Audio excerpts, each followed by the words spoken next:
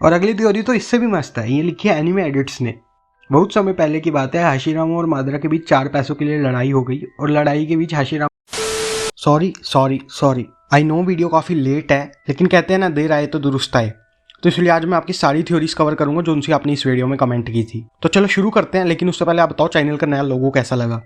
मैंने नाम और लोगो अलग अलग इसलिए रखा है क्योंकि नाम तो मेरे को मादरा जी ही रखना था, लेकिन ये जो लोगो है ना, मैंने सोचा सब एनीमे पे बात करूंगा तो वो दर्शाना भी तो चाहिए, इसलिए मैंने रख दिया ऑल एनीमे। बाकी अगर आप बता देना आपको अच्छा नहीं लगा तो मैं चेंज कर दूंगा, उसको 10 सेकंड ही लगे थे बनाने में। एंड हाँ, फेस कैम भी नहीं है इस वीडियो पे क्योंकि मैं कुछ नया भी ट्राई करना चाहता था। मेरे को लगा लोगों को मेरी शक्ल पसंद नहीं आ रही, इसलिए व्यूज कम आ रहे हैं। क्योंकि यार मैंने कई बंदों का देखा, उनके एक हफ्ते में उन्होंने वीडियो डालनी शुरू की और इतने 2-3 हज़ार सब्सक्राइबर हो गए। मतलब 1-2 हफ्ते तो नहीं, 1-2 महीने लगे थे उन्हें भी, पर फिर भी मेरे तो अब तक 100 भी नहीं हुए यार। अच्छा सच बताता हूँ, वो मेन रीज़न नहीं था। एक्चुअली मेरी कमर दुख रही है 2 दिन से, मतलब आज दूसरा दिन है जब ये ऑडियो शूट कर रहा हूँ, तो उस वजह से ये थोड़ा डिले हो गई। तो फिर मैंने कहा यार और डिले नहीं करता क्योंकि एडिटिंग में फिर थोड़ा टाइम जाएगा, क्योंकि शॉर्ट तो है नहीं कि 1-2 घंटे में एडिट हो जाएगी, इसको तो टाइम देना पड़ेगा 6-7 घंटे एडिट करने के लिए। तो इसलिए फिर मैंने कहा चलो अब कोई नहीं, मैं ऑडियो से ही काम चला लेता हूँ, किसी और वीडियो में फेस कैम कर लेंगे।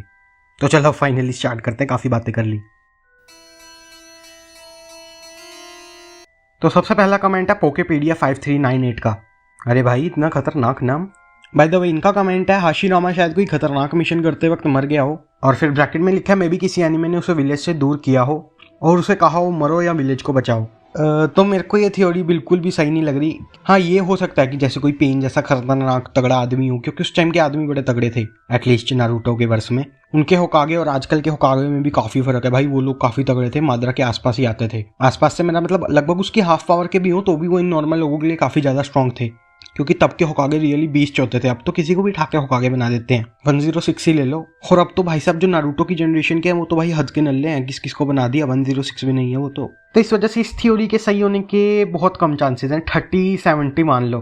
कि जैसे कोई दूसरे विलेज के खतरनाक बंदे हों, जैसे राइकागे वगैरह, उन्होंने जाके उन्हें बोल दिया हम ये हमला उन पे कर देंगे तुम्हारे विलेज के लोगों पे अगर तुम अपनी लाइफ नहीं देते हो हमें। लेकिन अगर ऐसा हुआ तो उन्हें एनिमे में बता दिया होता कि हाशिरामा मर गया था, लेकिन उन्होंने नहीं बताया, क्योंकि तोबीरामा का भी तो बताया था कि वो गिनकाकू और तिंकाकू जो भी थे वो उन दोनों से लड़ते हुए मरा था। तो अगला कमेंट है तसीलमान शाहीन का। सॉरी अगर मैंने नाम गलत लिया हो। तो इनका कमेंट है हाशिरामा को कोई खतरनाक बीमारी हो गई थी चाची की तरह। हाँ, तो इसके भी काफ़ी ज़्यादा चांसेस हैं, क्योंकि ये तो सेंस भी बनाता है एनिमे में ना बताने का, क्योंकि उनको लगा इतनी कोई ज़रूरी बात नहीं है बताने की।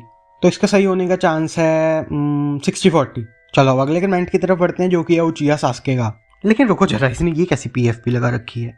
अच्छा वो छोड़ो, चलो अब इसके कमेंट की तरफ बढ़ते हैं जो कि है हाशिरामा ओल्ड होने के रीज़न से मरा था मे बी क्योंकि हाशिरामा के लेवल का सिर्फ वन एंड ओनली उचिहा मादरा ही था। हाँ बिल्कुल सही कहा, मादरा जी ही थे जो सिर्फ हाशिरामा से फाइट कर सकते थे। लेकिन ये थ्योरी बाकी थ्योरियों से भी कुछ ज़्यादा ही गलत है, इसको तो सही होने के 0% चांस भी नहीं है। क्योंकि यार अब देखो तुम, सिर्फ मादरा की रीइंकार्नेशन स्पेशल थी, उसके अलावा जितने भी बंदे रीइंकार्नेट हुए थे वो इसी ओजे में रीइंकार्नेट हुए थे जब वो मरे थे, जैसे अपना थर्ड होकागे और राइकागे वगैरह भी। तो हाशिरामा की तो रीइंकार्नेशन स्पेशल भी नहीं थी, क्योंकि उसी के साथ का थर्ड होकागे बुढ़ा रीइंकार्नेट हुआ था, जबकि हाशिरामा यंग रीइंकार्नेट हुआ था। तो इस वजह से ये थ्योरी तो बिल्कुल गलत है। तो अगला कमेंट है अक्षत का, जो कि इसने लिखा है सम काइंड ऑफ डिजीज और चक्रा डिजीज मे बी। हाँ, तो ये भी ट्रू हो सकता है, क्योंकि उसका चक्रा कहीं ना कहीं तो उससे मिलता ही था ना सेजो सिक्स पाथ से, तो वो सेम बीमारी नारुतो को हुई। अगर तुम्हें नहीं पता तो सास्के की रत्सुदान में नारुतो को एक बीमारी हुई है जो सेजो सिक्स पाथ को भी हुई थी। ये क्या बोल दिया मैंने। हाँ, तो मैं बता रहा था नारुतो और सेज ऑफ सिक्स पाथ को एक बीमारी हुई थी बिल्कुल सेम, जो कि थी चाक्रा डिजीज। तो ऐसा हो भी सकता है कि हाशिरामा को भी वो हुई हो, क्योंकि अगर नारुतो को या हाशिरामा को होना कोई मुश्किल बात नहीं है, और हो सकता है ये बीमारी फिर आशुरा को भी हुई हो। और ये बीमारी का ऐसा भी नहीं है कि एज के साथ होती हो, ये बीमारी यंग नारुतो को हुई थी, तो ऐसा भी हो सकता है यंग हाशिरामा को भी हुई हो। तो इस वजह से इस थ्योरी के भी काफ़ी ज़्यादा सही होने के चांसेस हैं, तो इसको मैं कहूँगा कि 50-50 चांसेस हैं इसके। तो अगला कमेंट है यूजर @ पता नहीं क्या लिखा है, तो इन्होंने लिखा है मे बी मादरा ने उसे उड़ा दिया हो। नहीं यार, ऐसा नहीं हो सकता, क्योंकि ऐसा हुआ तो उन्होंने एनिमे में बता दिया होता। भले ही मादरा उसे उड़ा जरूर सकता था जब उसने इज़ानागी चेंज करके रियलिटी चेंज की थी, क्योंकि रियलिटी चेंज कर दी ना यार, फिर तो रह ही क्या गया, वो उसको रियलिटी चेंज करके मारता चाहे जो मर्जी करता, लेकिन उसने नहीं मारा, उसे छोड़ दिया। तो इस वजह से ये थ्योरी भी बिल्कुल गलत है। तो एक थ्योरी मेरे दोस्त ने लिखी है, उसका नाम है रिदम मेहरा। तो उसने लिखा है he was killed by Gojo Satoru, जो कि कुछ भी लिखा है उसने। मैं कह रहा हूँ ये बंदा सीरियसली पागल है गोजो के लिए, कुछ भी लिखता रहता है। देखना क्या लिखा है, do you know who can build all the strongest character of Naruto easily? It's Gojo Satoru. तो नेक्स्ट थ्योरी कमेंट किया स्ट्रॉम किंग गेमिंग ने। तो इन्होंने भी सेम कमेंट किया bro, Hashirama is died due to illness, जो कि मैंने पहले इसका आंसर दे दिया था। तो इस वजह से अब बढ़ते हैं नेक्स्ट कमेंट पर, जो कि है सैप प्लेस का। सब गलत है। मादरा को मारा था ज़ेत्सु ने एक्चुअली, जो ब्लैक ज़ेत्सु ने अपना ब्लैक वेनम मादरा पे दे दिया था, जिससे कागुया वापस आ गई थी। लेकिन मैंने तो मादरा जी की बात की ही नहीं, मैं तो हाशिरामा की बात कर रहा हूँ यार। अब अगला कमेंट है दीपक छोड़ो, तो इन्होंने कमेंट किया भाई वन पीस देख ले। लेकिन ये तो मैंने पूछा ही नहीं था क्या देखूं। हाँ लेकिन वो मेरी वॉच लिस्ट में है, अभी नहीं देख सकता क्योंकि टाइम की थोड़ी कमी है, लेकिन बाद में ज़रूर देखूंगा, प्रोबेबली मार्च के बाद। हाँ लेकिन अगर इस वीडियो पे 1000 लाइक्स आ गए तो देख सकता हूँ, जो कि नामुमकिन है क्योंकि मेरे अभी तक 1000 सब्सक्राइबर्स ही नहीं हुए। तो चलो अब बस अपनी गिनी चुनी 2-3 थ्योरीज रह गई हैं जो मैंने लास्ट के लिए बचा रखी थी, क्योंकि वो मेरे को लगता है सबसे बढ़िया थ्योरीज हैं। तो राजन ने लिखा है जब मादरा मर गया था तो डिप्रेस्ड होकर हाशिरामा ने सुसाइड कर लिया था। यही हुआ होगा, मैं पक्का कह रहा हूँ। ये थ्योरी सही है, बस यही मान लो, और कुछ नहीं हो सकता। और अगली थ्योरी तो इससे भी मस्त है, ये लिखी है एनिमे एडिट्स ने। बहुत समय पहले की बात है, हाशिरामा और मादरा के बीच 4 पैसों के लिए लड़ाई हो गई और लड़ाई के बीच हाशिरामा का चाकरा खत्म हो गया। जब उसे पता लगा कि उसका बहुत ज़्यादा चाकरा वेस्ट हो चुका है, तब तक बहुत देर हो चुकी थी और वो फिर भी लड़ता रहा। लेकिन लास्ट में पता लगा मादरा के पास 4 पैसे थे ही नहीं, इसलिए बेचारा गरीबी से मर गया। अबे यार। नाउ फाइनली लास्ट थ्योरी जो सही में थ्योरी है।